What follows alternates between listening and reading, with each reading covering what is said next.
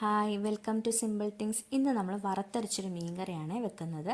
അപ്പോൾ തേങ്ങ, വെളുത്തുള്ളി, ഉലുവാപ്പൊടി, ഇഞ്ചി, മുളക് പൊടി, മല്ലിപ്പൊടി, കുരുമുളക്, ഇത്രയും സാധനങ്ങൾ തേങ്ങയുടെ കൂടെ ഇട്ട് നല്ലോണം മൂപ്പിച്ചെടുക്കുക. അതിന് ശേഷം നല്ലോണം ചൂടാറിയതിന് ശേഷം അരച്ചതിന് ശേഷം നമ്മൾ വേറൊരു ചട്ടിയിലേക്ക് ഈ മിക്സ് എല്ലാം കൂടെ ഒഴിച്ച് കുറച്ച് വെള്ളം ഒഴിച്ച് കുറച്ച് പുളിവെള്ളം, ഒരു പച്ചമുളക് കീറിയത്, ഒരു തക്കാളി, ഇത്രയും കൂടെ നല്ലൊരു പരുവത്തിലേക്ക് ആക്കിയിട്ട് ഗ്യാസിൽ വെച്ചിട്ട് നല്ലോണം തിളപ്പിച്ചെടുക്കാം.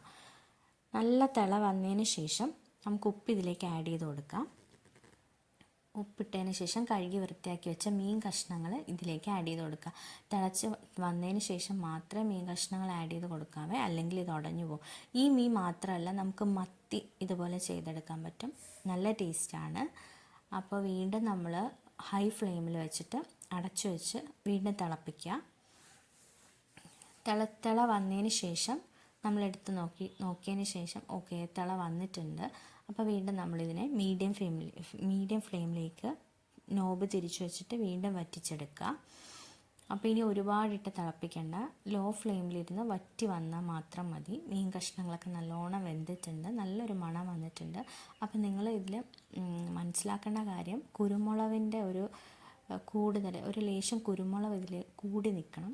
നല്ല ടേസ്റ്റാണ്. ഈ സമയത്ത് നമുക്ക് എണ്ണ ഒഴിച്ച് കൊടുക്കാം. ലേശം എണ്ണ ജസ്റ്റ് ഒന്ന് സ്പ്രെഡ് ചെയ്ത് കൊടുത്താൽ മാത്രം മതി. വീണ്ടും അടച്ചു വെച്ച് നമുക്ക് വറ്റിക്കാം. അപ്പോൾ ഇത് ചോറിൻ്റെ കൂടെ മാത്രമല്ല, പുട്ടിൻ്റെ കൂടെ നല്ല ടേസ്റ്റാണ്. അപ്പോൾ എല്ലാവരും ചെയ്ത് നോക്കണം.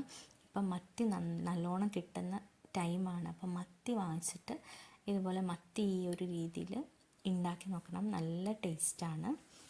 അപ്പോൾ ഈ സമയത്ത് കരിവേപ്പിലയും കൂടെ ആഡ് ചെയ്ത് കൊടുക്കാം. വീണ്ടും വറ്റിച്ചെടുക്കണമെങ്കിൽ വീണ്ടും നമുക്ക് നല്ലോണം പറ്റിച്ചെടുക്കാം. അല്ലെങ്കിൽ ഒരു വെള്ള പരുവത്തിനൊക്കെ, പുട്ടിൻ്റെ കൂടെയൊക്കെയാണ് കുറച്ച് ലിക്വിഡായിട്ട് കിടക്കുന്നത്, നന്നായിരിക്കും.